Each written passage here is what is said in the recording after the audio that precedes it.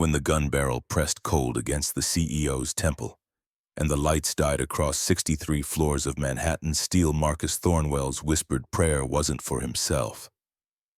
It was for the 6-year-old daughter waiting at home, wondering if Daddy would make it back for bedtime stories.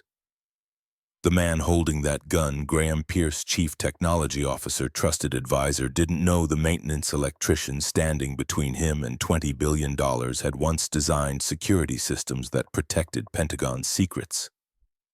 He didn't know that 72 hours ago, this same electrician had been invisible, dismissed, just another blue-collar worker fixing lights in a world that stopped seeing him the day he chose fatherhood over fortune.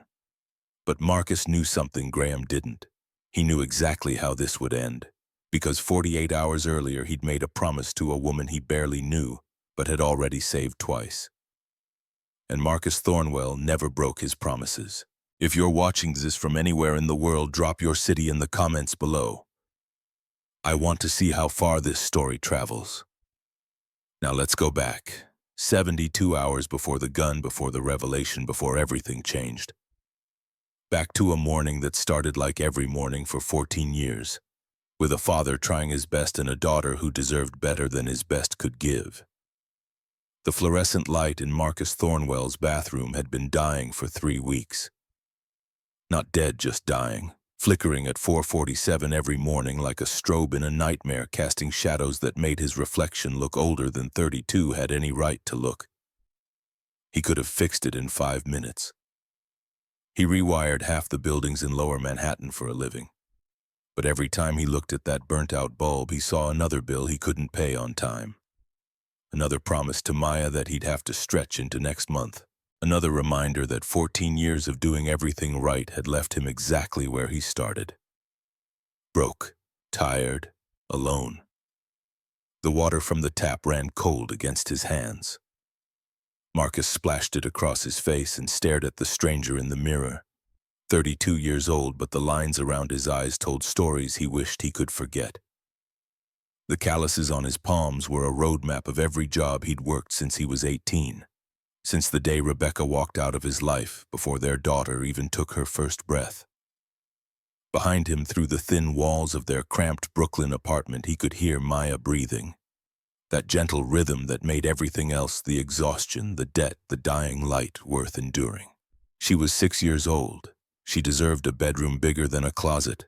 She deserved new shoes instead of hand-me-downs from the thrift store. She deserved a father who didn't have to choose between fixing the bathroom light and buying her the art supplies her teacher said she needed.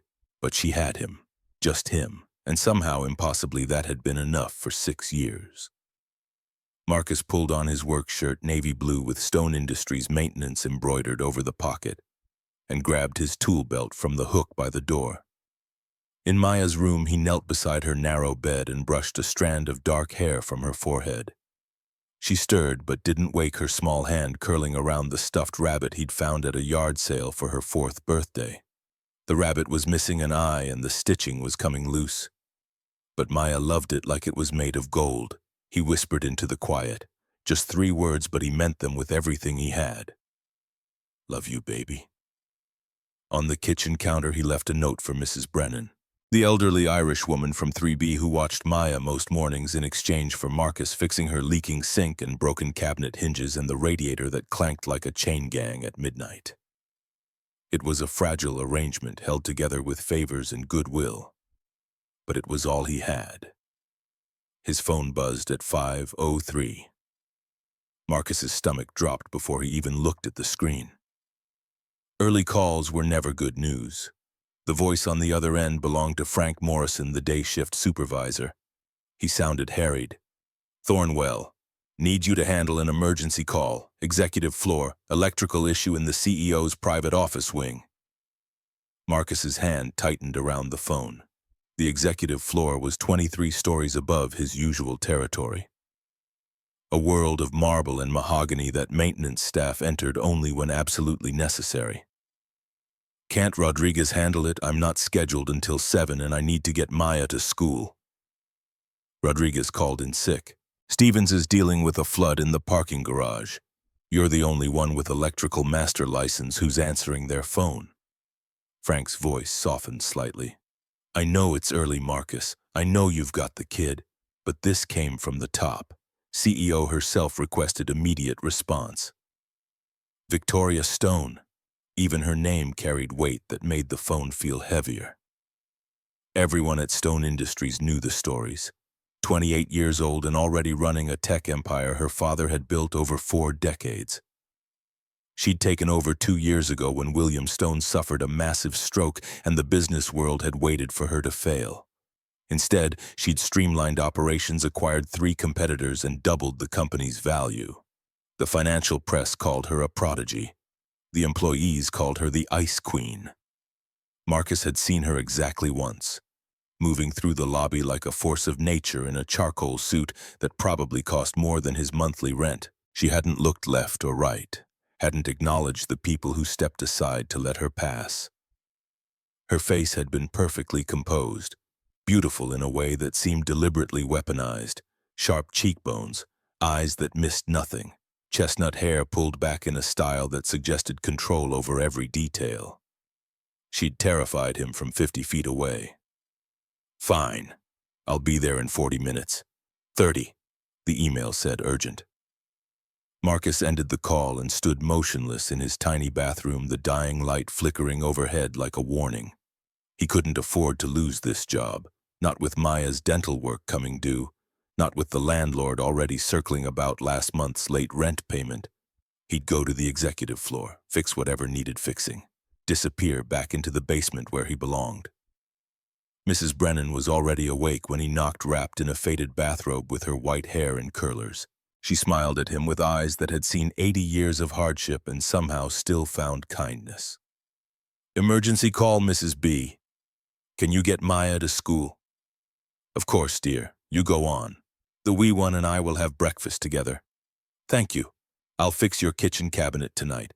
You're a good man, Marcus Thornwell. Your daughter's lucky to have you. Marcus wished that were true. The bus ride to Stone Tower took 25 minutes through streets still dark with pre-dawn shadows. Marcus watched the city wake up through smudged windows, delivery trucks unloading, coffee shops flickering to life, other people stumbling toward their own obligations and compromises. He wondered how many of them felt like they were drowning. Stone Tower rose 63 stories into the Manhattan sky, all steel and glass, a monument to ambition that seemed to mock everyone who entered through the service entrance. Marcus swiped his maintenance badge and took the freight elevator, watching the numbers climb with a sense of dread that tightened around his chest.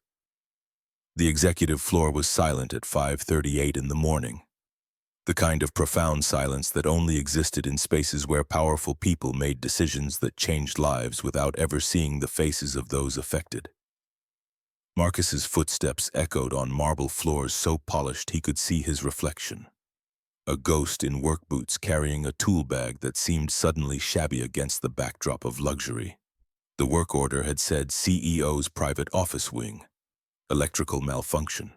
Lights and switches unresponsive. Marcus followed the corridor past conference rooms with walls made entirely of glass, past abstract art that probably cost more than he'd earn in 5 years. The CEO's wing occupied the corner of the building, separated from the rest of the executive floor by a reception area that looked like something from an architecture magazine. The lights were indeed out, leaving the space dim except for the gray wash of dawn creeping through floor-to-ceiling windows. Marcus found the electrical panel behind a mahogany door that blended seamlessly into the wall. Someone had labeled it in small brass letters. Authorized personnel only. He was authorized, technically, though he'd never felt less like he belonged anywhere. The panel revealed the problem immediately. A tripped breaker, probably from a power surge. Simple fix. 5 minutes of work. Marcus reset the breaker and heard the satisfying hum of electricity flowing through the system. Lights flickered on throughout the wing. Then he heard it. A voice from somewhere deeper in the office suite, female and sharp with frustration. Finally. What took so long? Marcus's stomach clenched. He'd assumed the floor would be empty this early. The realization that Victoria Stone was already here made him want to disappear into the walls. Just needed to reset the breaker, ma'am. Everything should be working now. I'll test the switches to make sure.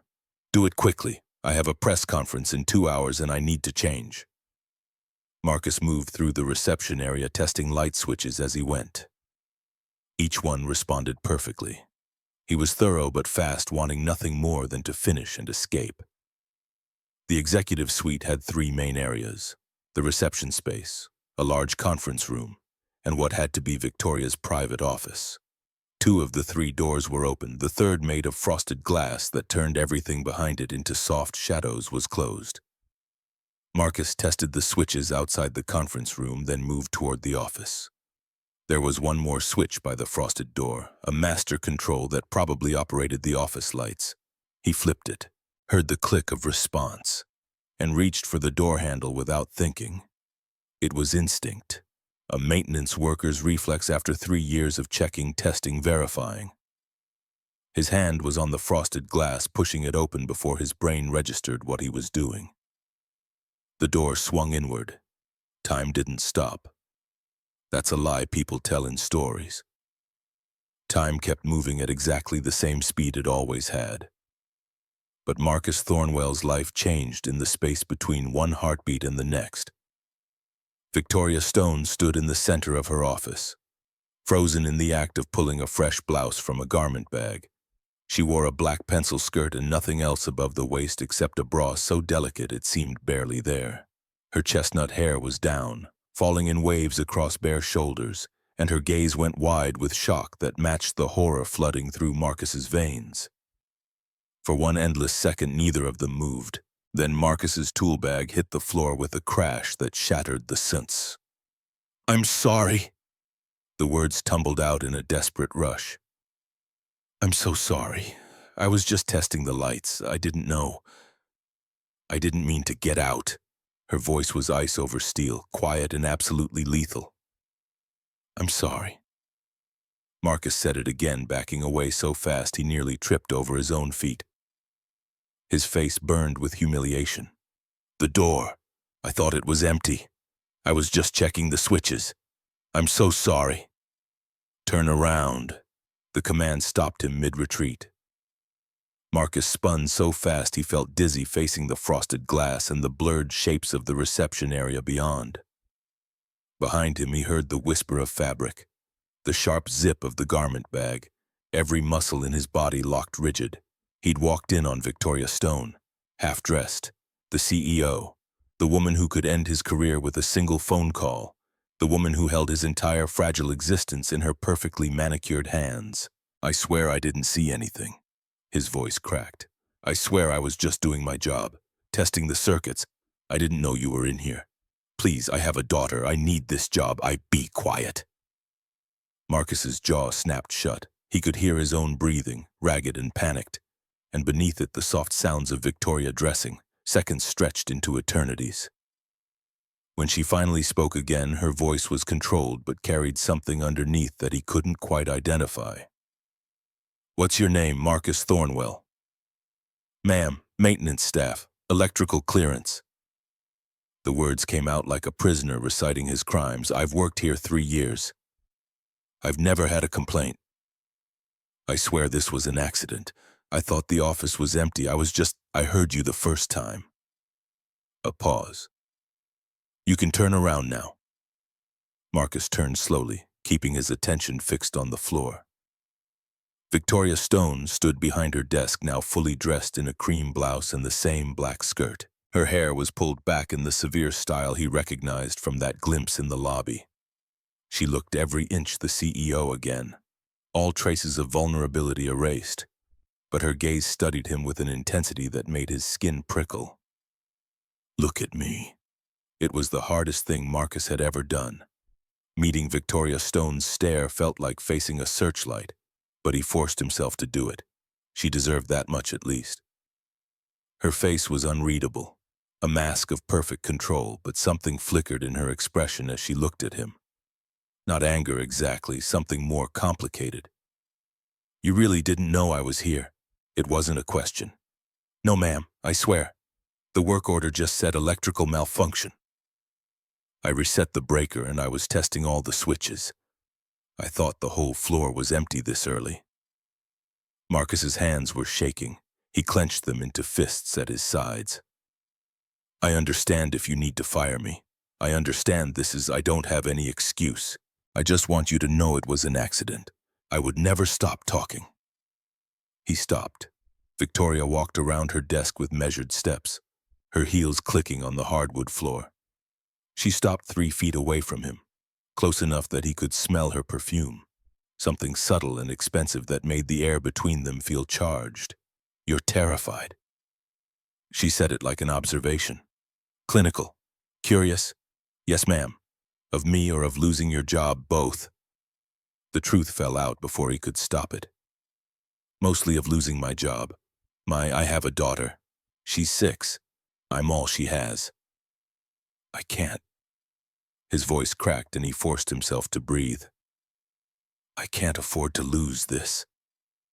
Victoria's expression shifted, something almost like recognition passing across her face. She studied him for another long moment.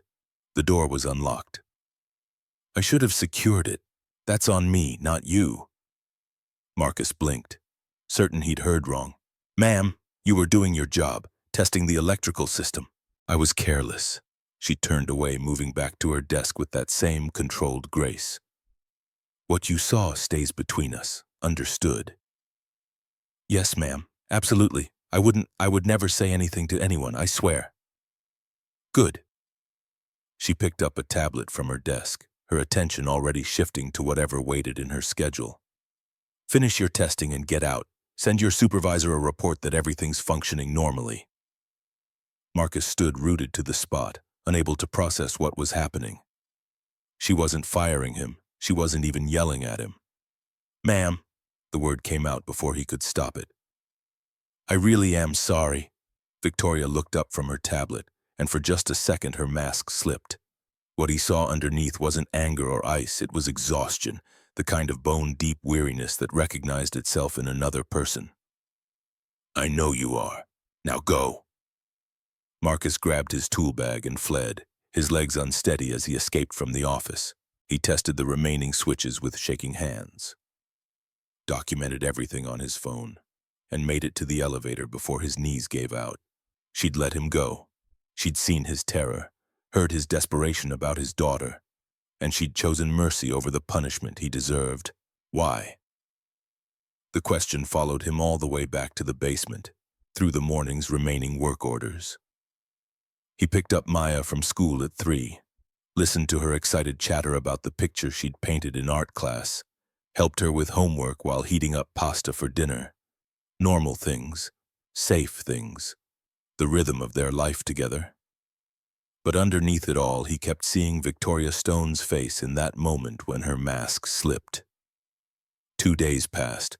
Marcus reported for his shifts, kept his head down, tried to convince himself the incident was behind him. The executive floor might as well have been on another planet. He fixed a leaking pipe in the 4th floor bathroom, replaced fluorescent tubes in the 2nd floor conference room, unclogged a drain in the cafeteria. Invisible work for invisible people. Then on Thursday afternoon, his phone buzzed with a message from HR. Marcus Thornwell, please report to Human Resources immediately. 4th floor suite 400. His stomach dropped through the floor. This was it. 2 days to process, to consult with legal, to build a case for termination. The HR suite was all neutral colors and uncomfortable furniture designed to make difficult conversations slightly less awful. The receptionist barely looked up when Marcus gave his name, just gestured toward a conference room where a woman in a gray pantsuit waited with a folder. Mr. Thornwell, I'm Patricia Kemp, HR Director. Please sit down. Marcus sat, his hands gripping his knees. If this is about Monday morning, I can explain. This isn't disciplinary, Mr. Thornwell. Patricia opened the folder and slid a document across the table. This is a position transfer. The words didn't make sense. Marcus stared at the paper, trying to force his brain to process what he was seeing. Effective immediately, you're being reassigned from general maintenance to direct support technician for the executive floor. It's a permanent position with a significant salary increase and enhanced benefits package. Marcus's vision blurred. The numbers on the page swam. I don't understand. The position was created specifically based on a recommendation from Ms. Stone herself. She indicated that the executive floor requires dedicated technical support with electrical expertise, and Patricia consulted her notes. Demonstrated discretion and reliability under pressure. Ms. Stone recommended me. The words came out strangled. That's correct. The salary is detailed on page 2. You'll also receive health insurance that covers dependents, which I understand is relevant given your daughter. Patricia's professional demeanor softened slightly. This is a good opportunity, Mr. Thornwell. The executive floor position comes with better hours, better benefits, direct exposure to company leadership. If you perform well, it could open doors. Doors. The word felt like a foreign language. Marcus looked down at the numbers again. The salary was almost double what he currently made. The health insurance would cover Maya's dental work. The hours meant he could drop her off at school every morning and pick her up every afternoon. It was everything he needed, everything he'd been drowning for lack of. And it came from Victoria Stone. I don't understand why. After what happened, Ms. Stone's recommendations don't require explanation. Patricia interrupted smoothly. Do you accept the position or not? What choice did he have? Yes, I accept. The paperwork took 40 minutes. Patricia explained his new responsibilities. Maintaining all electrical, HVAC, and general facilities systems on the executive floor. Responding to immediate needs. Conducting preventive maintenance. Being available for any technical issues that arose. You start Monday morning. Report to the executive reception desk at 7 a.m. Ms. Stone's assistant will brief you on protocols and expectations.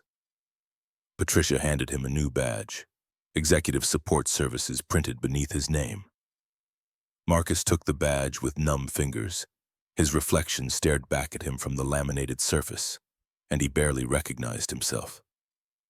That night, after Maya was asleep, he sat at their tiny kitchen table and stared at the paperwork. The salary increase alone would change everything. He could pay rent on time, could fix the leaking faucet in their bathroom, could buy Maya new shoes instead of praying the old ones lasted another month. But why had Victoria Stone done this? Marcus thought about that moment in her office when she'd looked at him and her mask had slipped. That flash of recognition. Like she'd seen something in his desperation that resonated with her own hidden truths. Demonstrated discretion. That's what Patricia had said. That's what Victoria valued, not his technical skills. She valued his silence, his terror, his understanding that some secrets were worth protecting. And maybe, just maybe, she'd seen something else too. The raw need in his voice when he'd begged for his job, the mention of his daughter, the visible evidence that he was holding his life together with desperation and duct tape. Either way, Monday morning would come, and with it a new life on the executive floor, working in daily proximity to a woman who terrified and confused him in equal measure. The old fluorescent light in the bathroom finally died completely that night. But for once, Marcus didn't see it as another failure. He saw it as a sign that something was ending. And something else, something he couldn't yet name, was about to begin. Monday morning arrived with the weight of inevitability. Marcus stood outside Stone Tower at 6:15, watching his reflection waver in the glass facade. The new badge felt heavy in his pocket. He'd dropped Maya at school early, endured her questions about why he looked so nervous. Promised her they'd celebrate his new position with pizza Friday night. She'd hugged him extra tight before running to join her friends. The executive floor at 7 in the morning was a different world than the silent space he'd encountered during the emergency call.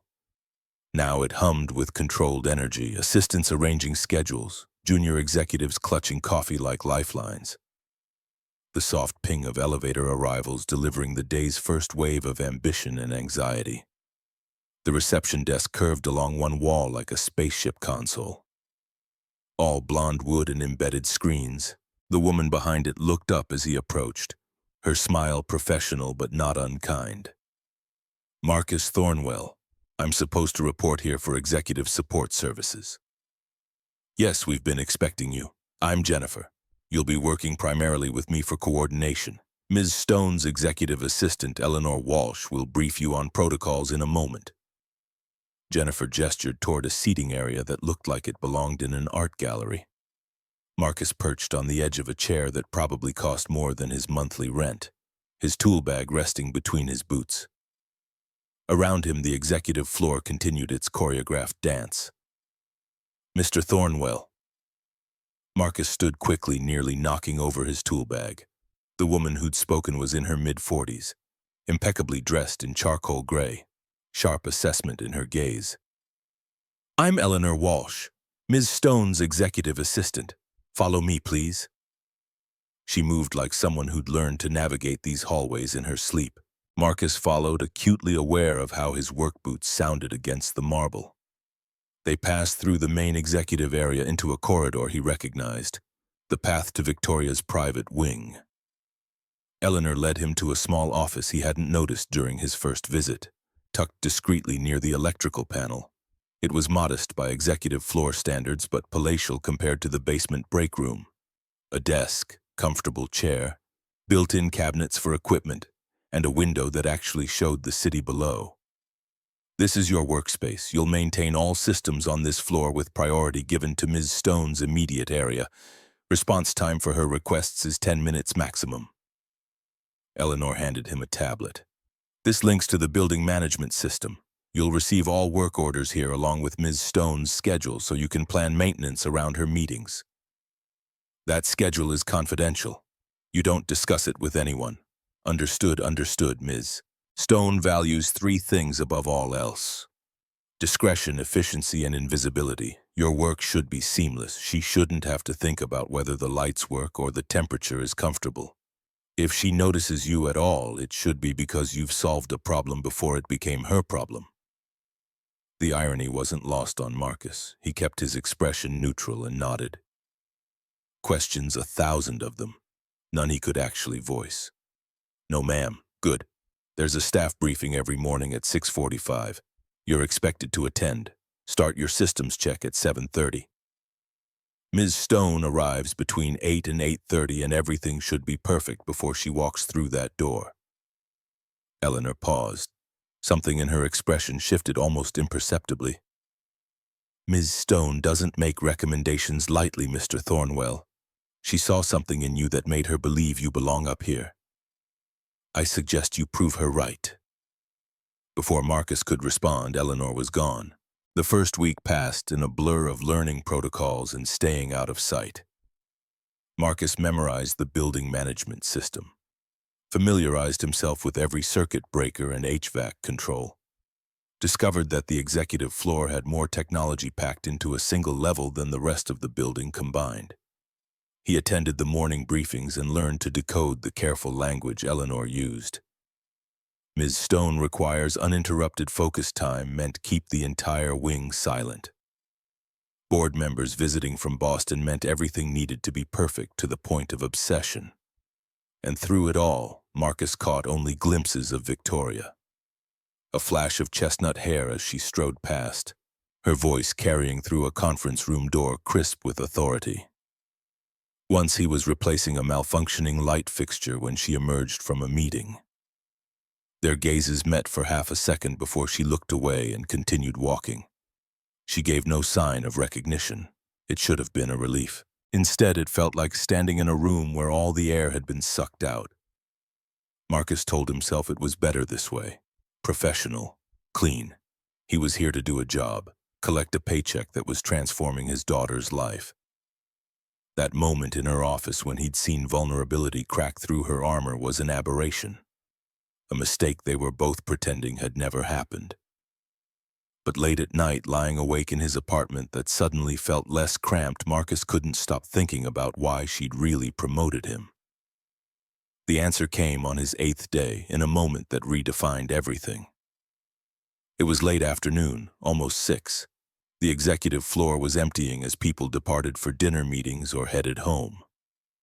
Marcus was in the main conference room testing a video system that had glitched during a presentation that morning. The technology was sophisticated enough that the manual read like a foreign language, but he'd spent 2 hours breaking down each component until he found the faulty processor. He was on his back under the conference table, rewiring connections, when he heard voices approaching. "I don't care what the legal team says." Victoria's voice cut through the air like a blade. "We're not settling." Graham knew exactly what he was doing when he violated that non-compete. "Victoria, please." A male voice, older, trying for reason. The optics alone. "The optics of backing down are worse. We set a precedent here." Heels clicked closer. They entered the conference room and Marcus froze under the table. He could see expensive shoes, Victoria's black heels, a man's polished Oxfords. The door closed with a soft click. "You're being unreasonably aggressive, Thornton," the man said. Marcus recognized the voice now. "Thornton Ashford, one of the senior board members. Graham was your father's hire.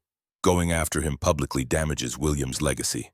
My father's legacy is secured by the company's success, not by protecting executives who betray us." Victoria's voice was ice cold. "Or are you suggesting I should prioritize sentiment over strategy?" "I'm suggesting you remember that some of us have been with this company since before you were born. Your father trusted Graham. Perhaps you should consider whether your judgment, my judgment, has increased this company's value by 42% in 2 years. Victoria interrupted. She stopped abruptly. "Is someone in here?" Marcus's heart stopped. He'd been so still, barely breathing, but somehow she'd sensed him. "The maintenance technician, I believe," Thornton said, and Marcus could hear the disdain in his voice. "Perhaps you should have him escorted out before we continue discussing confidential matters." Silence stretched for 3 beats of Marcus's racing heart. "Thornwell," Victoria said. "Not a question, a statement." Marcus slid out from under the table, tool bag in hand, his face burning. "I'm sorry, I was fixing the video system. I didn't mean to intrude on—" "Did you hear our conversation?" Thornton demanded. "I heard voices. I didn't listen. It was a distinction without a difference, and they all knew it." Thornton's expression said he expected immediate dismissal, but Victoria just studied Marcus with that same unreadable intensity. "Finish your work, then leave." "Yes, ma'am." Marcus turned back to the video system with shaking hands, hyper-aware of the conversation continuing in low tones behind him. He worked as quickly as possible, testing connections, verifying the repair. When he finally packed up his tools and headed for the door, Thornton was mid-sentence about shareholder concerns.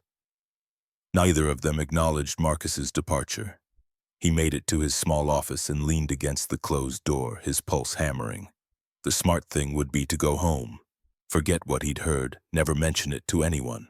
But the look in Victoria's gaze when she'd realized he was there, that hadn't been anger. It had been calculation, like she was testing him. Marcus stayed late that night, running diagnostics on systems that didn't need checking. Around 8, when the executive floor was dark and silent, his tablet pinged with a message. It was from Victoria's private email. "Your discretion is noted and appreciated." VS 7 words. No explanation, no context. But Marcus stared at them until his vision blurred. She'd been testing him, and she'd acknowledged it. The message felt like a door opening, or maybe a trap being set. The following week, Victoria requested him by name for the first time. "Temperature control malfunction in CEO office. Immediate response required." Marcus grabbed his equipment and made it to Victoria's wing in under 8 minutes. Eleanor intercepted him at the entrance. "She's been in back-to-back video conferences for 3 hours. The AC cut out 40 minutes ago. Fix it quickly and quietly." Victoria's office door was open. He could hear her voice, still crisp despite what had to be stifling heat. "I understand your concerns about the timeline, David. What I need you to understand is that the board won't approve additional delays." Marcus slipped into the office, keeping to the perimeter. The temperature was indeed uncomfortable, at least 78 degrees and climbing. Victoria sat behind her massive desk facing a wall of screens. She didn't acknowledge his presence, but he saw her shoulders relax fractionally. The thermostat was mounted behind a panel that matched the wall perfectly. Marcus opened it silently. The problem was immediately obvious. A failed sensor. He had a replacement in his bag. We've been over this. Marketing doesn't drive the launch schedule. Product readiness does. Marcus worked in absolute silence. Replacing the sensor. Recalibrating the system. Cool air began flowing within minutes. He allowed himself a glance toward Victoria and found her watching him in the reflection of her darkened screens. Much better. Now that we can all think clearly again, let's discuss realistic deliverables. It wasn't about the temperature. She was talking to him, acknowledging the fix without breaking focus. Marcus felt something shift in his chest, a recognition of competence between two professionals. He packed up and left as quietly as he'd entered. 10 minutes later, efficient work. Thank you. 3 days after that, she asked for him again. A malfunctioning outlet, then a flickering light, a coffee maker that refused to function, a loose door handle. Small things, easily fixed, but each request came directly from her. And each one felt like another layer of something being built between them. Marcus began to understand. Victoria Stone had built her entire life around control, and she needed someone who could solve problems efficiently without requiring management. She needed someone who understood what she needed before she had to ask. He started anticipating issues, adjusted temperature before she felt the change, identified patterns in the lighting system and replaced components, kept spare parts stored for immediate access, and slowly the Ice Queen began to thaw. It started with simple acknowledgments, a nod, a quiet thank you, then actual words beyond professional courtesy. "You're here early," she said one morning when he arrived to replace a smoke detector before she got in. "Wanted to finish before your first meeting. Eleanor mentioned you have investors at 8:30. You read the briefings." It wasn't a question, but he heard approval underneath. "Helps me plan my work around your schedule." Victoria had been reviewing something on her tablet, but she looked up, studying him. "Most people on my staff do the minimum required and nothing more. Why don't you?" The question caught him off guard. Marcus secured the new smoke detector before answering. "I have a daughter. She deserves better than minimum effort. This job, what you did for me, it changed our lives. Seemed like the least I could do was earn it." Something flickered across Victoria's face, too quick to identify. "Your daughter, she's 6. "Yes, ma'am." Maya. The name felt intimate somehow, personal in a way that made him hesitate. "She's in 1st grade, loves art and hates math homework, wants to be a veterinarian when she grows up. Just the two of you, just us." Her mother left before Maya was born, walked out when she was 8 months pregnant. "I was 18 years old. It's been me and Maya against the world ever since." Victoria was quiet for a moment. That must be difficult. "It's everything," Marcus said simply. Then, because she'd opened the door, "What about you, is there?" He stopped, realizing too late he was crossing a line, but Victoria smiled, a small sad curve of her lips. "No one. Building an empire doesn't leave much time for personal entanglements. And most people want something from me. Power, connections, proximity to success. It becomes difficult to know what's real." The honesty in her voice startled him. "I can't imagine what that's like, not trusting people's intentions." "Can't you?" Her gaze held his. "You trusted your daughter's mother. She left. Now you raise Maya alone, working yourself to exhaustion. I'd imagine trust is complicated for you too." She was right. The recognition settled between them, an understanding neither had expected to find. "I should finish this," Marcus said, his voice rough. "Yes," Victoria agreed, but she stayed there working on her tablet while he completed the installation. Her presence felt less like surveillance and more like companionship. When he climbed down and packed his tools, she looked up one more time. "Thank you, Marcus." It was the first time she'd used his first name. The sound of it in her voice rewired something in his brain. "Anytime, Ms. Stone." He left before he could say something stupid, but he felt her watching him all the way to the door. The day everything changed started ordinarily enough. Marcus arrived at 6:30 for the morning briefing, coffee in hand, prepared for another day. Eleanor ran through the schedule with her usual precision. Video conferences, department reviews, a site visit from a tech journalist, and an all-hands presentation at 4 in the main auditorium. The presentation is particularly important. Ms. Stone will announce the new product line. There will be press investors and all senior staff. Everything needs to be perfect. Marcus made notes on his tablet. The auditorium was technically outside his jurisdiction, but he coordinated with the facilities team. Victoria would be under intense scrutiny. The last thing she needed was a technical failure. The morning proceeded smoothly. Around 2, he decided to check the auditorium personally, just to verify. The main auditorium seated 300 people and featured a stage with professional lighting, video screens, and sound systems. The facilities team had done good work. Everything looked pristine. Marcus was about to leave when something made him look up at the lighting rig. Years of maintenance work had trained his vision to spot things that weren't quite right. One of the stage lights looked off-center, its mounting bracket slightly twisted. He found a ladder and climbed up to inspect it. What he discovered made his blood run cold. The safety cable, the backup that prevented lights from falling if the main mount failed, was frayed nearly through. Not from age or wear, but from what looked like deliberate cutting. Someone had sawed through most of the cable, leaving just enough intact that it wouldn't be immediately obvious but would fail under stress. And the main mounting bolt was loose, turned back several threads, held in place by friction alone. Marcus's hand shook as he examined the setup.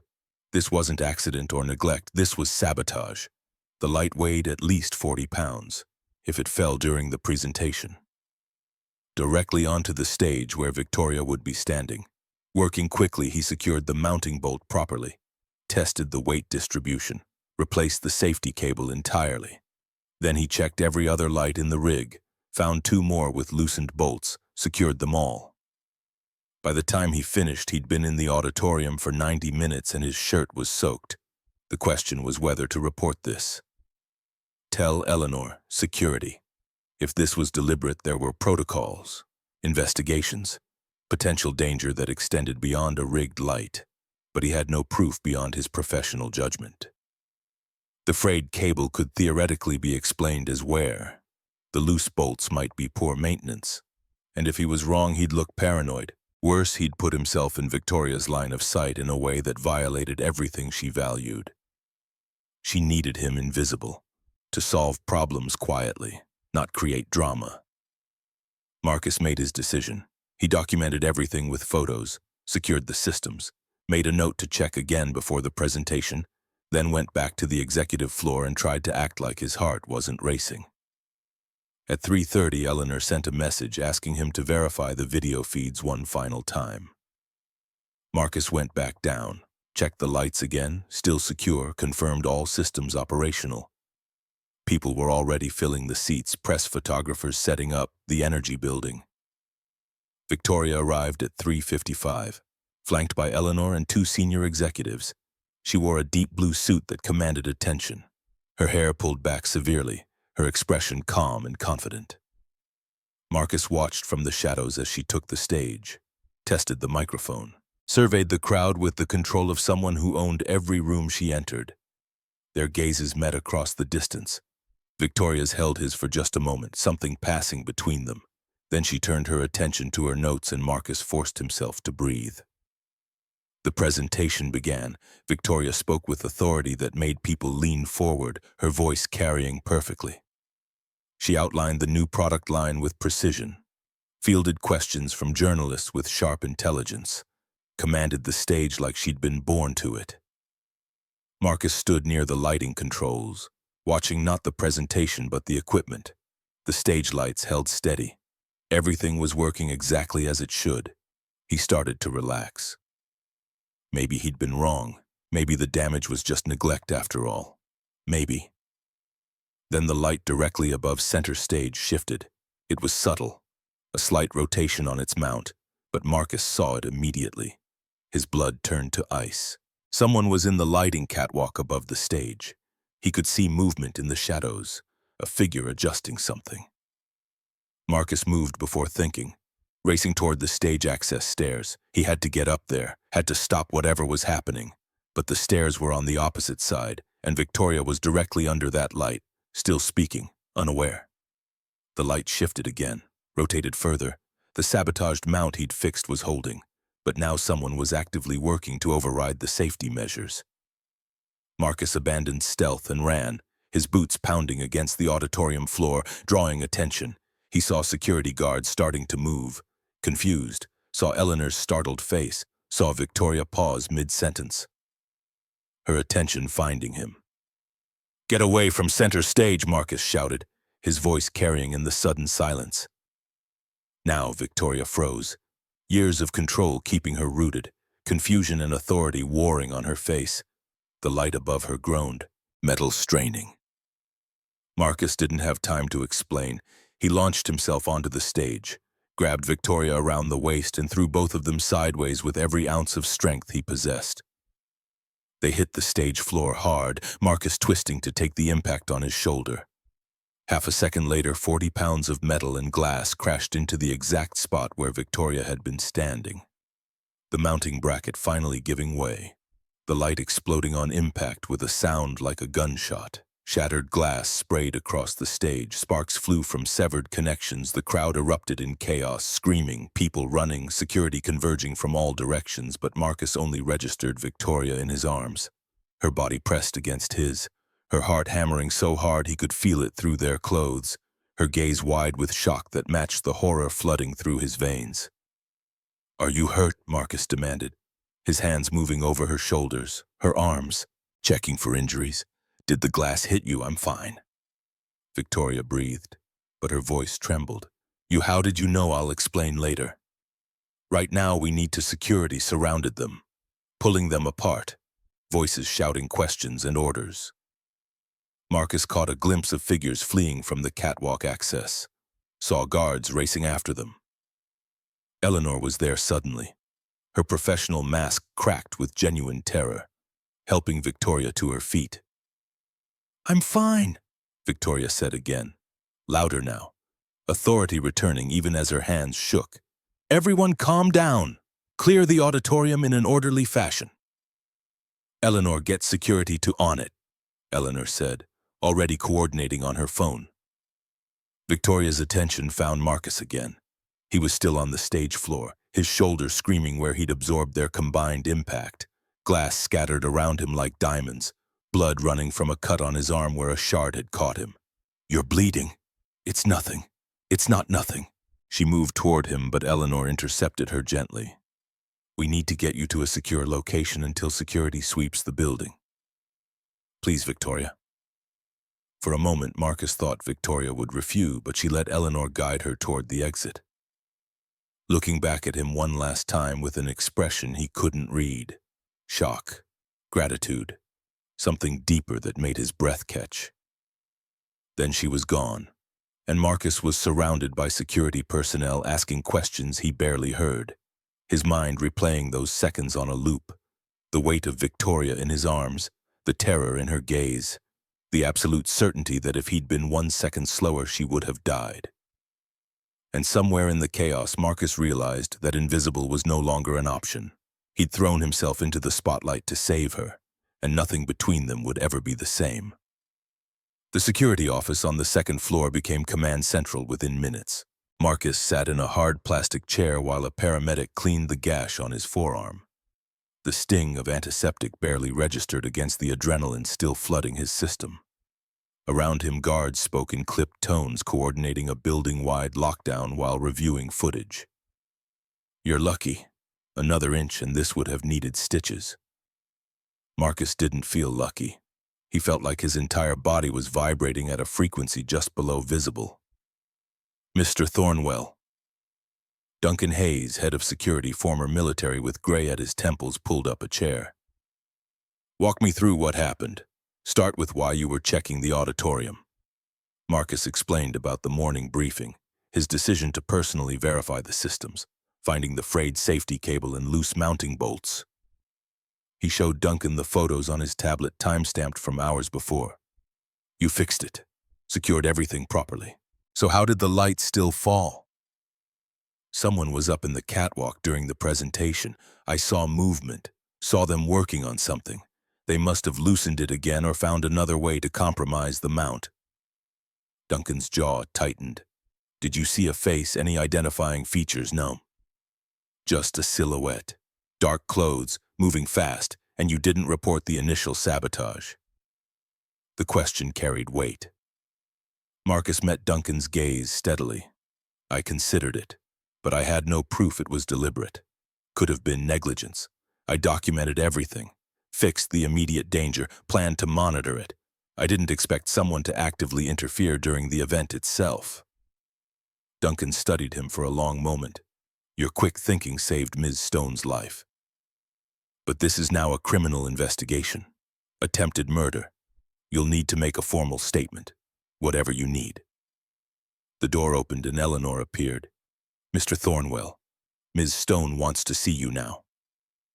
Duncan nodded. We'll continue this shortly. Don't leave the building. Marcus followed Eleanor through corridors now patrolled by additional security. Past employees gathered in worried clusters to the executive floor. Eleanor led him not to Victoria's office but to a smaller conference room. Victoria stood at the window, her back to the door, still in the blue suit but with her hair down now falling in waves across her shoulders. She didn't turn when they entered. Leave us. Victoria's security protocols suggest I'm safe with Marcus. Leave us, Eleanor. The door closed with a click. Marcus stood just inside the room, unsure whether to speak or wait. You tackled me. In front of 300 people.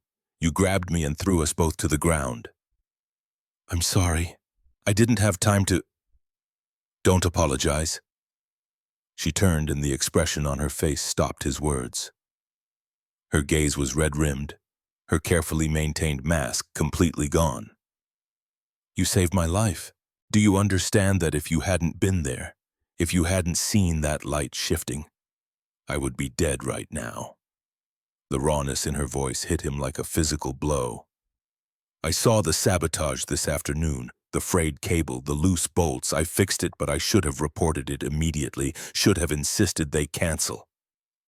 You did exactly what you should have done.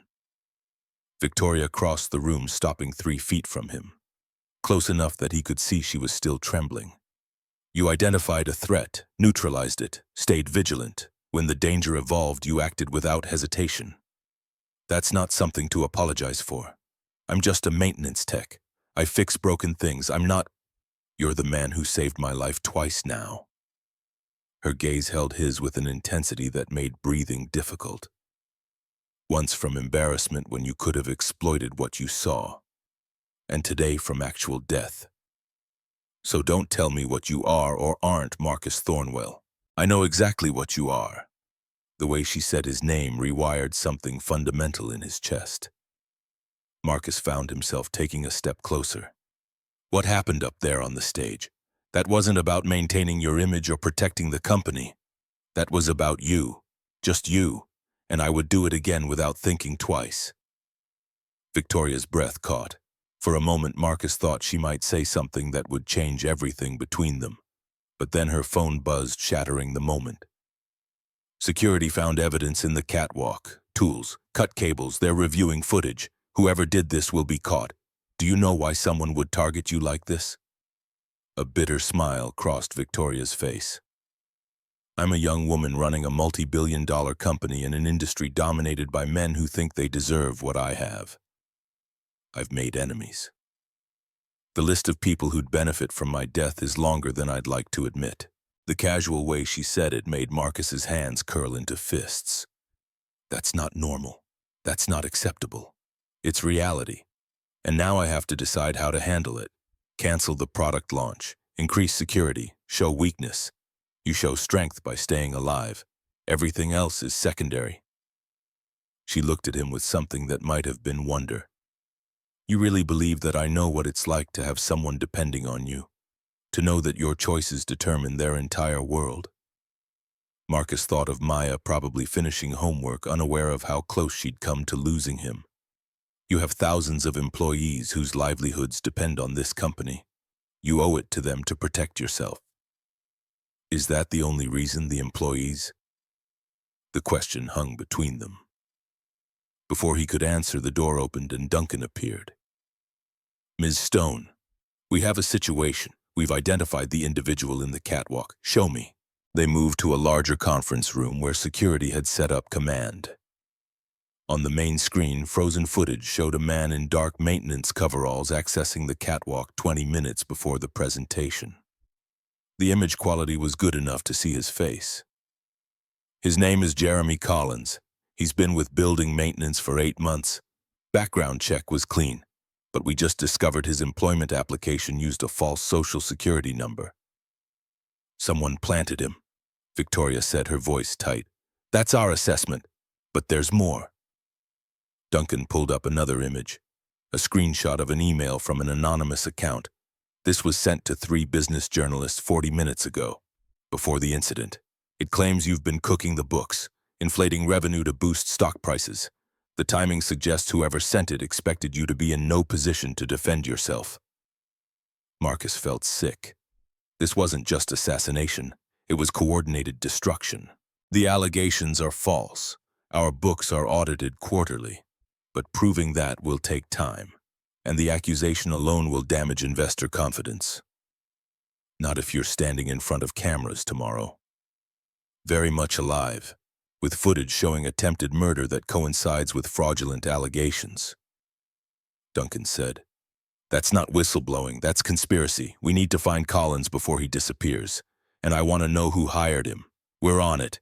In the meantime, I'm assigning personal security. You don't go anywhere without no. I'm not hiding behind bodyguards. We handled this intelligently, but I won't give anyone the satisfaction of seeing me cower. Duncan looked like he wanted to argue.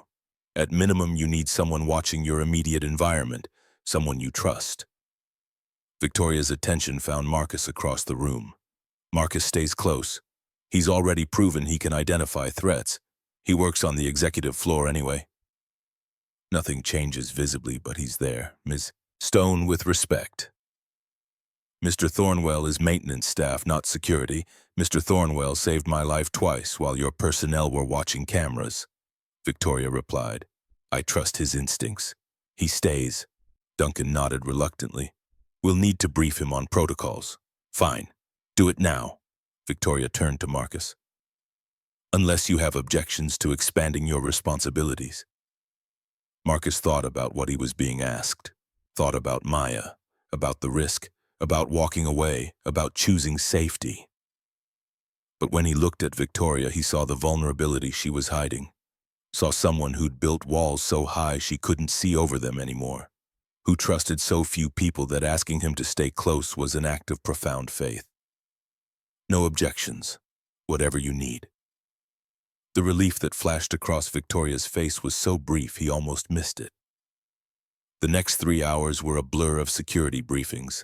Marcus was fitted with a discreet earpiece, shown emergency protocols, given access codes. Duncan ran him through threat assessment basics. Your job isn't to engage threats. It's to get Ms. Stone to safety and alert us. Understand, understood. Marcus agreed, though privately he wondered what he'd actually do if someone threatened Victoria. The tackle on stage had been pure instinct, and he suspected his instincts wouldn't wait for protocols. It was nearly midnight when he finally made it home. Mrs. Brennan had put Maya to bed hours ago. Marcus stood in his daughter's doorway watching her sleep and felt the weight of everything pressing down. He'd crossed so many lines today, and tomorrow he'd cross more. His phone buzzed. A message from Victoria's private number. Thank you for today, for everything. Get some rest. Tomorrow will be complicated. Marcus stared at those words. She had his personal number, had reached out after hours, had thanked him like a person rather than an employee. He typed back, "You're welcome, see you at 7. Or her response came immediately. 6:30. We have work to do. Marcus smiled despite everything.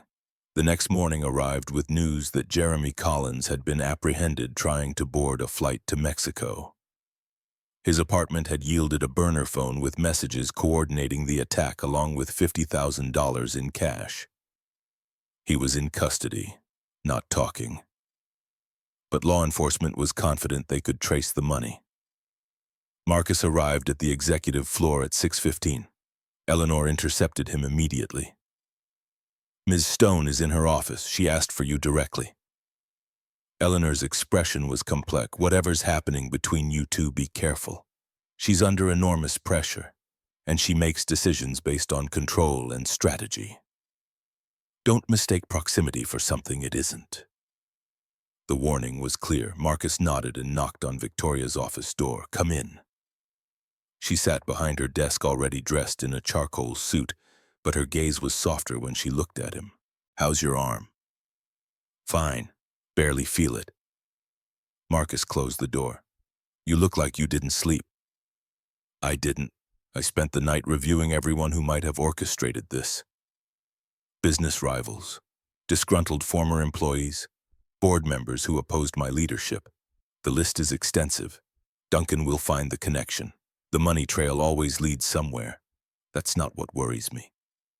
Victoria leaned back. "What worries me is that I've built my entire life around not needing anyone. Control, independence, self-reliance. And yesterday I needed you. Absolutely, completely. That's not a position I'm comfortable occupying. Needing someone in a crisis doesn't make you weak. It makes you human. I'm not sure I'm allowed to be human. Not in this position. Weakness is blood in the water, so prove them wrong. Show up today stronger than yesterday. Face the cameras, address the allegations, demonstrate that whoever tried to kill you failed spectacularly. That's not weakness. That's power. You make it sound simple. I didn't say it was simple. I said it was necessary." Marcus leaned forward. "You asked me yesterday what you are to me. You want the truth? You're the person who changed my daughter's life by giving me a chance I didn't deserve. You're the woman who works 18-hour days to protect thousands of employees. And you're someone who shouldn't have to face death threats and character assassination alone." The silence that followed felt alive. Victoria's gaze searched his face. "I don't know how to do this. How to let someone be close without wondering what they want from me. I don't want anything except for you to be safe. That's it. That's all of it. That might be the most valuable thing anyone's ever offered me," Victoria said softly. Then gathering herself, "Today's agenda is brutal. Press conference at 9, board meeting at 11, investor calls this afternoon. I need you close for all of it. I'll be there." The press conference was held in the main lobby. Cameras and journalists packed into every available space. Marcus stood off to the side watching Victoria command the room. She addressed the assassination attempt directly, framed it as corporate sabotage coordinated with false allegations, presented security footage that made the conspiracy impossible to deny. "Someone wanted to destroy this company by destroying me. They failed. Stone Industries stands stronger today than yesterday. And we will not be intimidated." The journalists erupted with questions.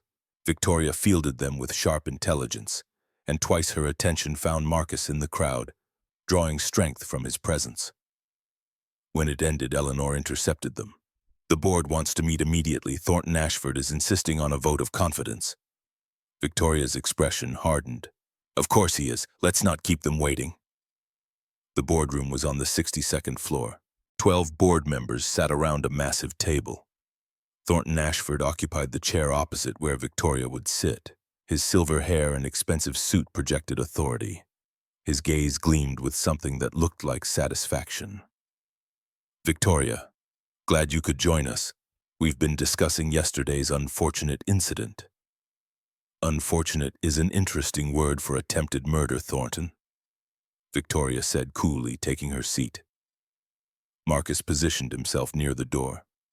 "Quite right. Which is why we need to discuss your security protocols, your decision-making, and whether the company's interests are best served by maintaining current leadership during this crisis. My security protocols are being enhanced. The individual responsible is in custody. Law enforcement is tracking the conspiracy, and the false allegations have been debunked. What exactly is your concern? My concern is that someone wanted you dead badly enough to plant an operative in this building for 8 months. That suggests enemies powerful enough to threaten this company's stability. Perhaps it's time to consider whether your leadership style has created untenable risks. My leadership style doubled our value in 2 years. Victoria's voice was sharp as broken glass. What you're actually suggesting is that I made you all significantly wealthier, and now you're wondering if someone more pliable might be easier to control. That's not what I'm saying. It's exactly what you're saying. Victoria leaned forward. You've opposed every major decision I've made. The Techline acquisition you said would bankrupt us generated $30 million last quarter. The restructuring you called reckless improved efficiency by 18%.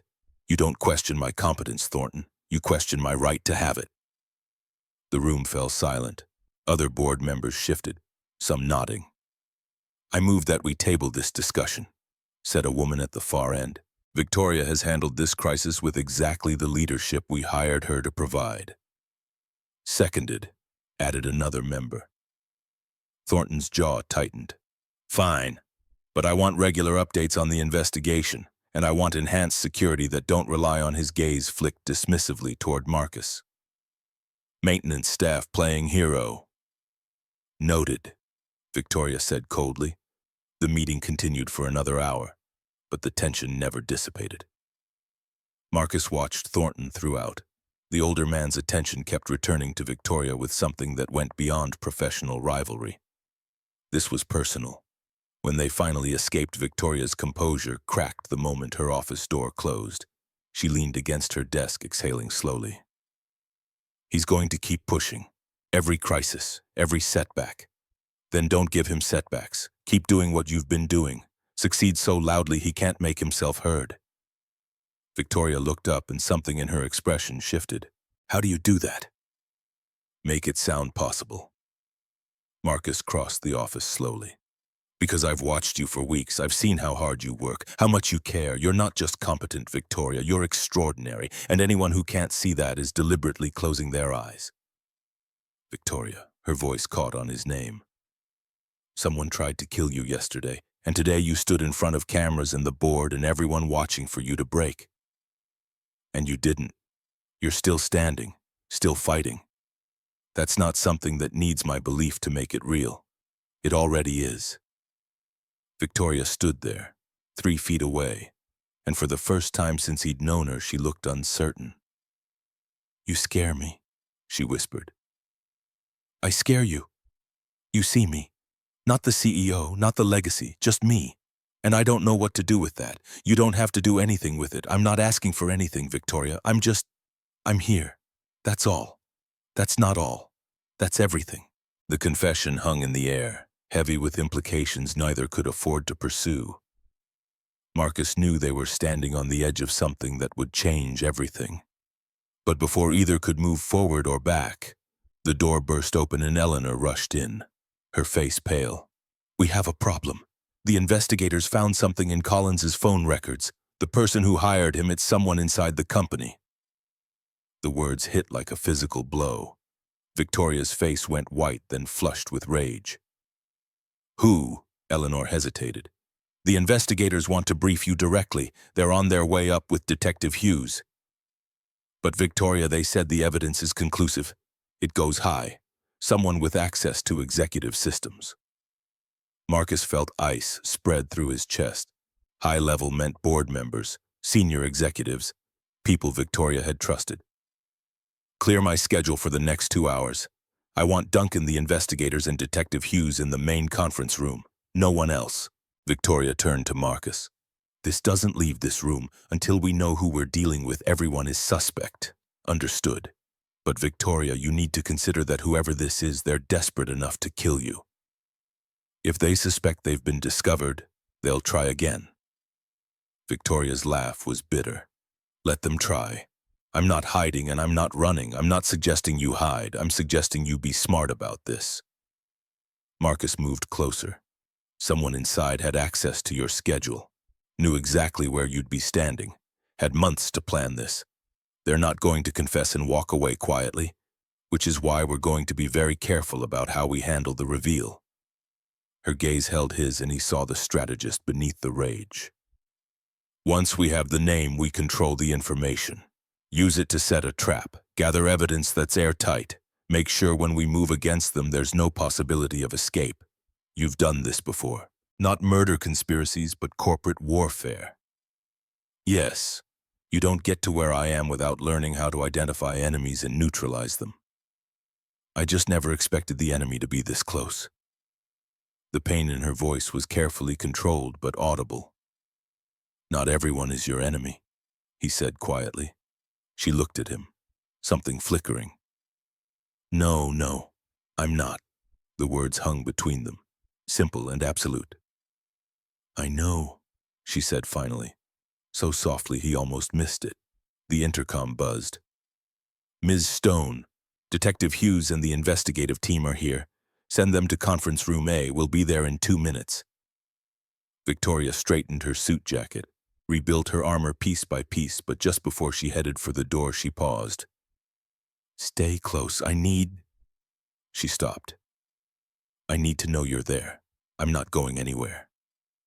Conference room A was the largest on the executive floor. Detective Hughes was a woman in her 50s with steel-gray hair. She stood beside Duncan and 2 other investigators, all looking grim. Ms. Stone, thank you for meeting on short notice. The evidence we've uncovered requires immediate action. Show me. Hughes pulled up images on the main screen. Phone records, financial transactions, email metadata. Jeremy Collins received instructions through an encrypted messaging app, but we traced the account through payment records. The person who hired him made 3 transfers totaling $50,000 over 6 months. The money came from an offshore account, but forensic accounting found the source. Victoria's voice was flat. Hughes glanced at Duncan, then back to Victoria. The account was funded by liquidating stock options belonging to Graham Pierce, your chief technology officer. The name landed like a grenade. Marcus saw Victoria's expression freeze. That's not possible. He's been loyal since before I took over. He supported every initiative, worked 18-hour days. Why would he? We believe he's working with outside interests. Hughes interrupted. Financial trail shows he's in debt, significant gambling losses over 2 years. Someone approached him, offered to clear his debts in exchange for cooperation. The plan was to eliminate you, install pliable leadership, and Graham would maintain his position while feeding intel to competitors. Victoria sat back, her face pale. Graham came to my father's funeral, told me he believed in my vision, has sat in meetings with me almost daily for 2 years, and all that time he was planning to kill me. We've been watching him since we identified the connection an hour ago, Duncan said. He's in his office now, acting like everything is normal. We need your authorization to arrest him. Not yet, Victoria said sharply. Hughes frowned.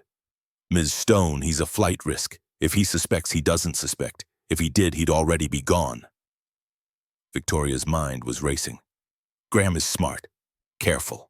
He's been planning this for months, which means there's more we don't know, more people involved. If we arrest him now, we lose the chance to see the full picture. You want to use him, Hughes said. I want to finish this. Not just stop one attack, but dismantle the entire conspiracy. Graham had help. Someone on the outside funding this. I want them too. That's dangerous, Ms. Stone. Every day Graham walks free is another day he could try something else. Not if he thinks he's still hidden. Not if we feed him information that makes him believe his plan is still viable. What do you propose we tell Graham? That the investigation into Collins is stalling, that the money trail went cold, that I'm focused on external threats, leaving internal systems vulnerable. We give him rope to hang himself with, and we watch everything he does, everyone he contacts. That puts you at significant risk. I'll have protection. Victoria's gaze flicked to Marcus. And I'll be careful. But I won't let whoever orchestrated this walk away because we moved too fast. Hughes studied Victoria, then nodded slowly. 48 hours. We'll monitor Graham around the clock, but if he makes any move that suggests immediate danger, we shut it down. Agreed. The meeting continued for another hour. Marcus listened, absorbing details. Graham Pierce had access to everything. Building systems, Victoria's schedule, security protocols. If he'd been planning this for years, there was no telling what other traps he'd laid. When the investigators finally left, Victoria remained seated, staring at her clasped hands. You don't have to do this. You don't have to put yourself at risk. Let the police handle it. The police will arrest Graham and be satisfied, but the person who funded this will disappear. Find someone else to target me with, and I'll spend the rest of my life looking over my shoulder. Better than being dead. Is it? Her gaze held his. I've built my entire existence around control, Marcus, around knowing the variables, staying 3 steps ahead. If I let fear dictate my choices now, I lose the only thing that's kept me standing all these years. You're allowed to be afraid. You're allowed to choose safety over vengeance. This isn't vengeance. It's survival. Her voice cracked slightly. And maybe I'm tired of surviving alone. Maybe that's why I'm asking you to stay close, because for the first time in longer than I can remember, I don't want to face this by myself. The confession settled between them, vulnerable and raw. Marcus reached out slowly and covered her hand with his. Her skin was cold, trembling slightly, and when his warmth touched hers, she inhaled sharply. You're not alone. Not in this. Not anymore. Victoria turned her hand over, threading her fingers through his, and they sat there in the empty conference room, holding on to each other like lifelines in a storm. The next 48 hours were the longest of Marcus's life. He stayed within 10 feet of Victoria at all times, shadowing her through meetings, standing outside her office when she needed privacy. Eating meals he barely tasted while watching everyone who came near her with suspicion. Graham Pierce appeared at staff meetings looking concerned and supportive, asking Victoria how she was handling the stress, offering to take on additional responsibilities.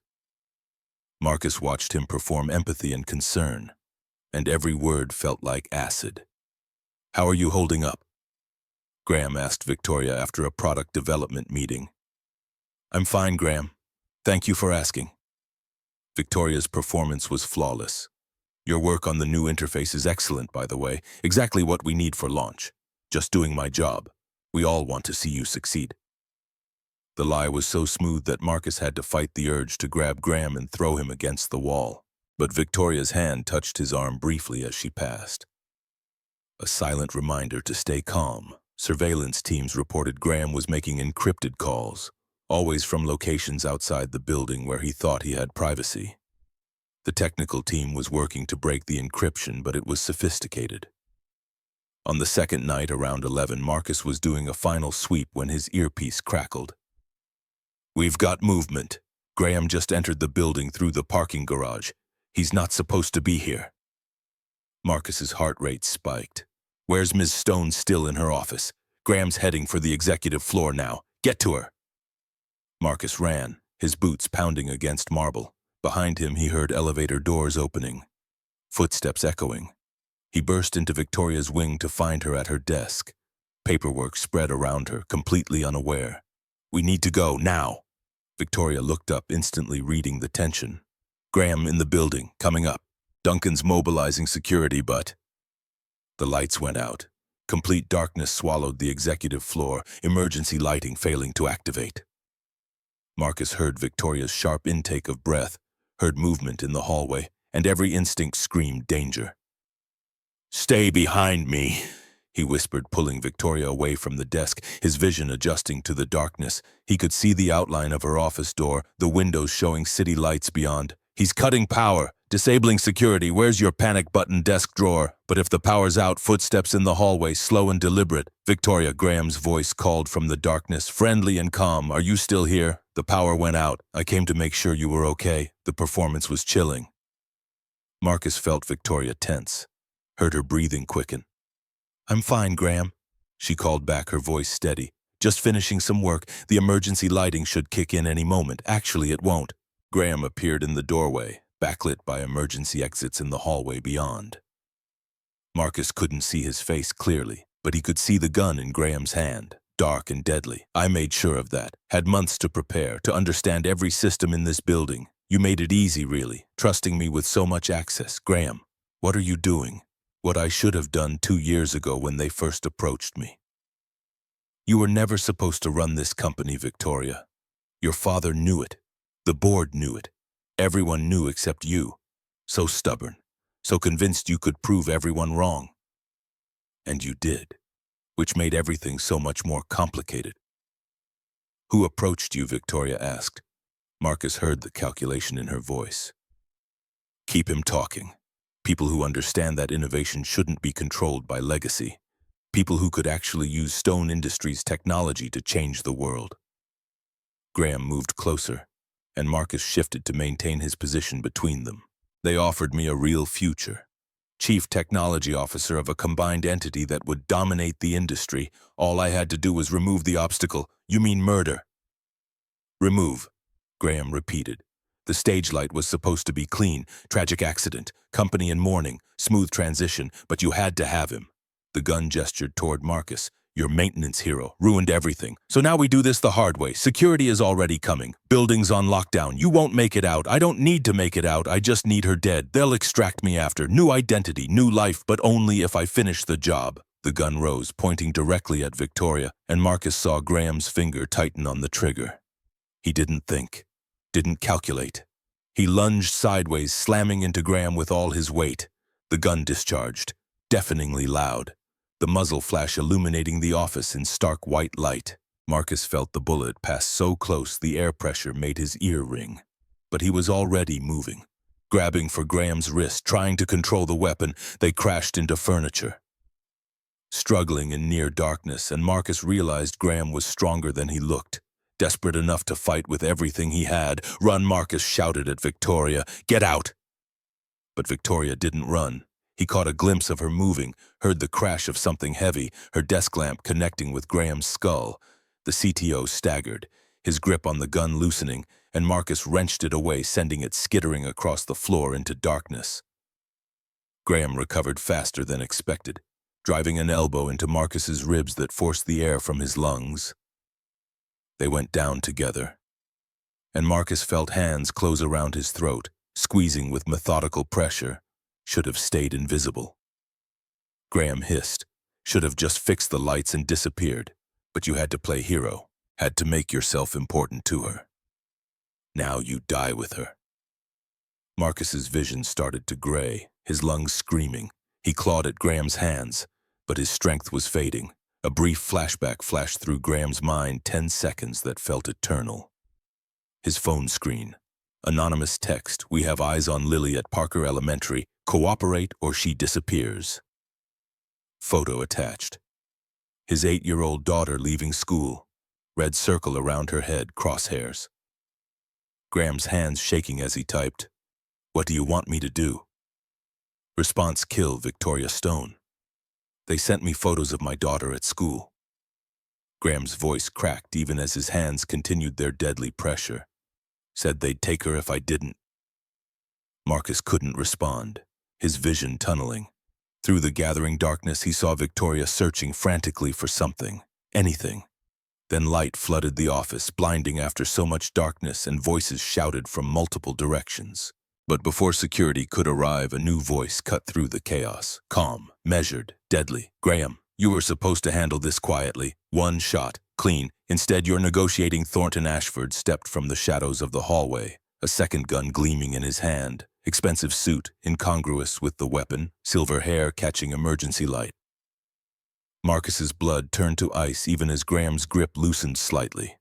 2 guns, 2 threats. Thornton, Victoria's voice barely steady. What are you doing here, finishing what should have been done 2 years ago? Thornton moved into the office with confidence of someone who'd already won. Graham, you were supposed to make this look like an accident. Then when the maintenance hero interfered, you were supposed to make it fast. Instead, you're having a crisis of conscience. They threatened my daughter. Graham's hands were still on Marcus's throat, but the pressure had lessened. You said it would look like an accident. You said, plans change. Now we have 2 witnesses to eliminate instead of 1. Thornton turned his weapon toward Marcus, the maintenance hero and the CEO. Tragic murder-suicide. Obsessed employee. Very believable. Marcus positioned himself mentally. 2 armed men, no cover. But if he could get to Graham first, Graham. Marcus spoke directly to the CTO, his voice hoarse.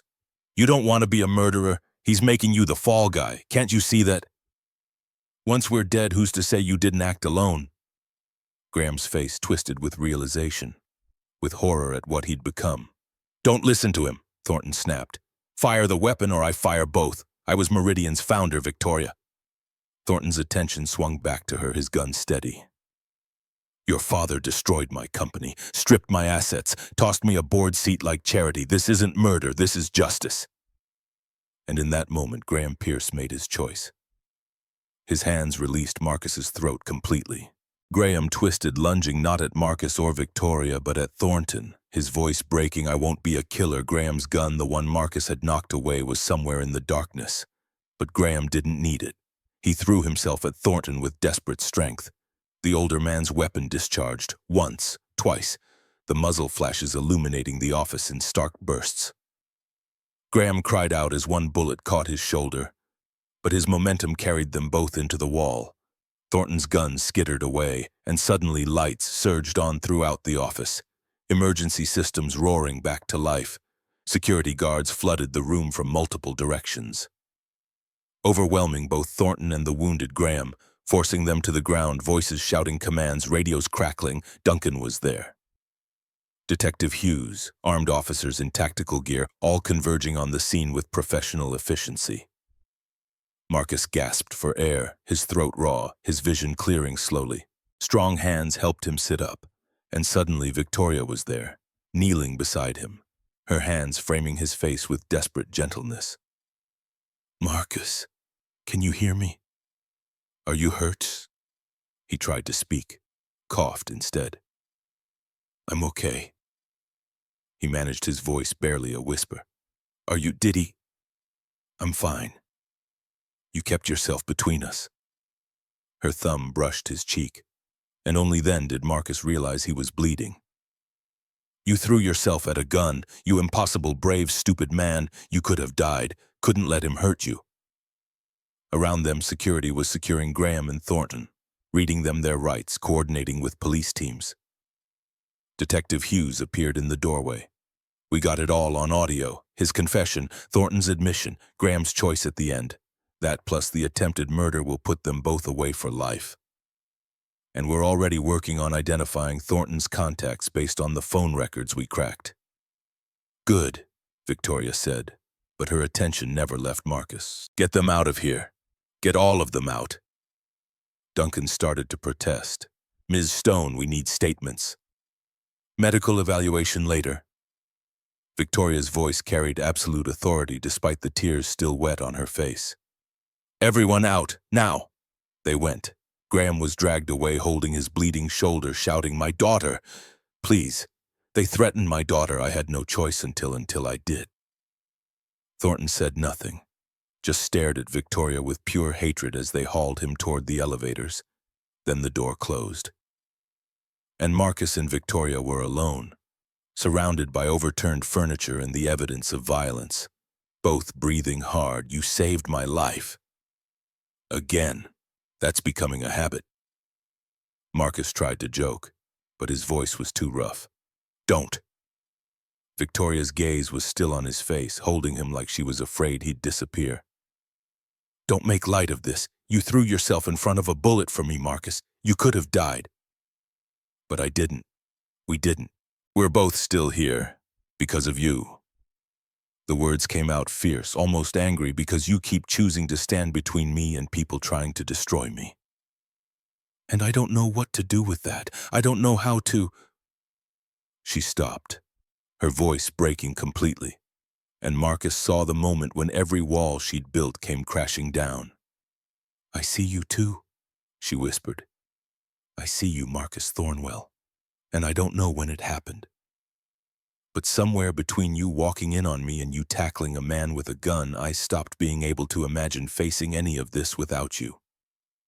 Marcus's breath caught. They were still on the floor of her office, both bruised and bleeding, surrounded by chaos. And she was looking at him like he was the only solid thing in a world that had tried to kill her twice. "I'm not going anywhere.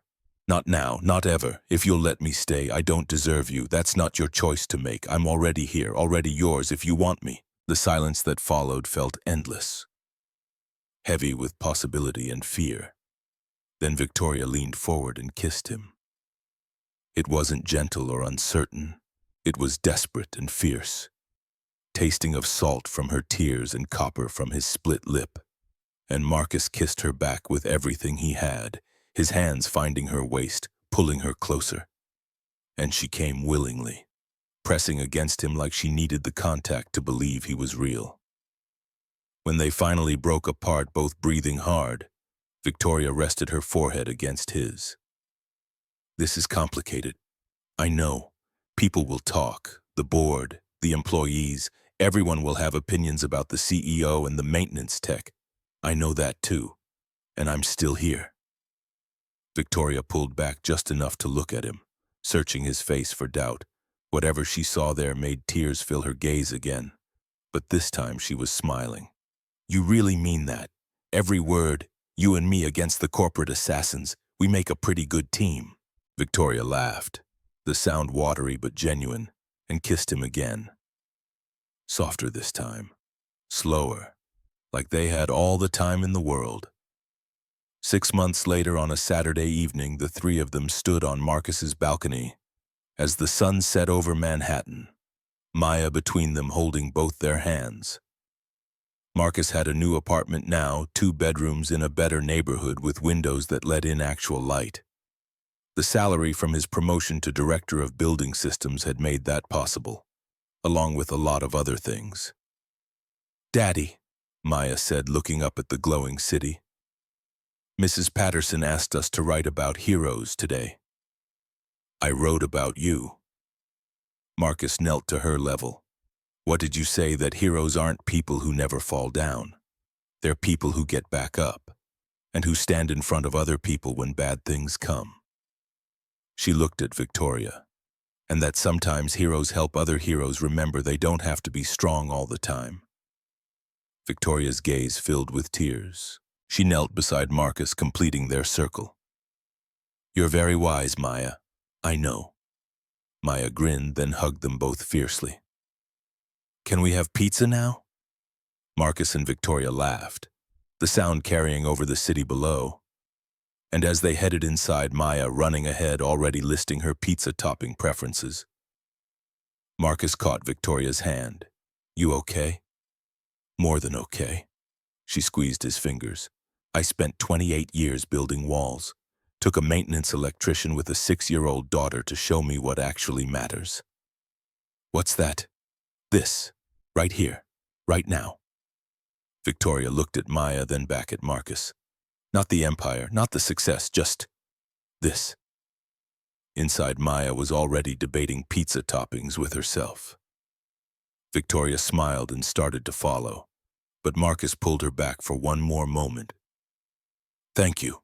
"For what?" "For seeing me. For letting me see you. For trusting me with this." He gestured to encompass everything: the apartment, Maya, the life they were building together. "I should be thanking you. You saved my life, multiple times."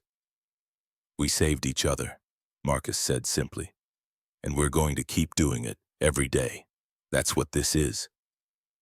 Victoria stood on her toes and kissed him, soft and sweet and full of promise. "Pizza time," Maya called from inside.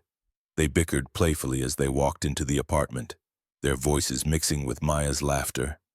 3 people who'd found each other against impossible odds, who'd built something real in the wreckage of everything that tried to destroy them. Later that night, after pizza and a movie and Maya's bedtime routine that Victoria was slowly becoming part of, they stood together in Marcus's living room. Victoria looked at the photos on his bookshelf, the one of him and Maya taken the day he started at Stone Industries, both smiling despite their struggles.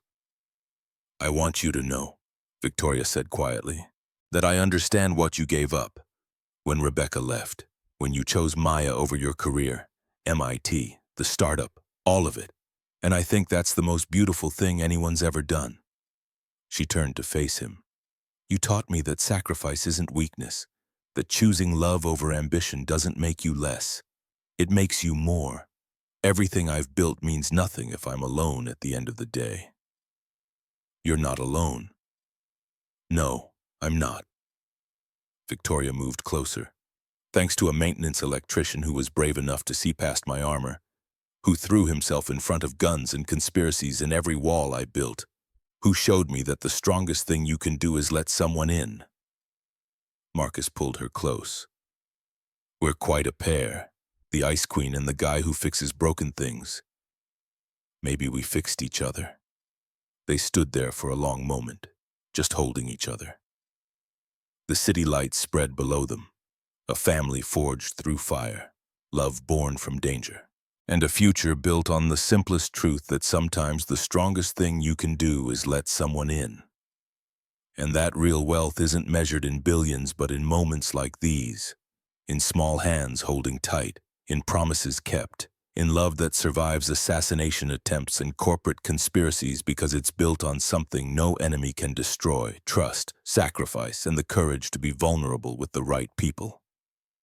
Marcus Thornwell had given up MIT and millions at 18, had chosen his newborn daughter over every ambition, and that choice, that single moment of selfless love, had somehow led him here, to this woman, this family, this life, and he wouldn't change a single thing.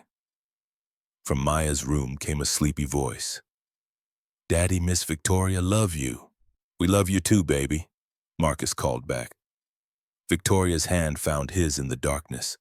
This is everything, she whispered. Yes, Marcus agreed. This is everything. And as they stood there in the warm glow of their apartment with Maya safe and loved in the next room, and the city lights glittering beyond the windows, the universe itself seemed to pause and acknowledge what they'd accomplished. Not just surviving, but thriving, together, building a life where a 6-year-old could sleep soundly, where a CEO could let down her walls, where a maintenance electrician who'd sacrificed everything for his daughter could find that sometimes sacrifice leads to something even more profound than what was lost. It leads to this, to family, to love, to home. Marcus's MIT diploma hung on the wall, now framed and displayed after Victoria insisted he honor that part of his past. Next to it, Maya's drawing of Daddy's work family, both honored, both part of the story. The fluorescent light in the bathroom worked perfectly now, bright and steady, no more flickering, because Marcus could afford to fix things, could afford a lot of things. But more importantly, he'd learned that some things weren't about money at all. They were about being seen, being valued, being loved for exactly who you were. And Victoria Stone, for all her armor and carefully constructed walls, had done exactly that. She'd seen Marcus Thornwell, really seen him, and he'd seen her right back, and somehow impossibly they'd built something real in the wreckage of everything that tried to destroy them. Not just a romance, but a family, a partnership, a future, together.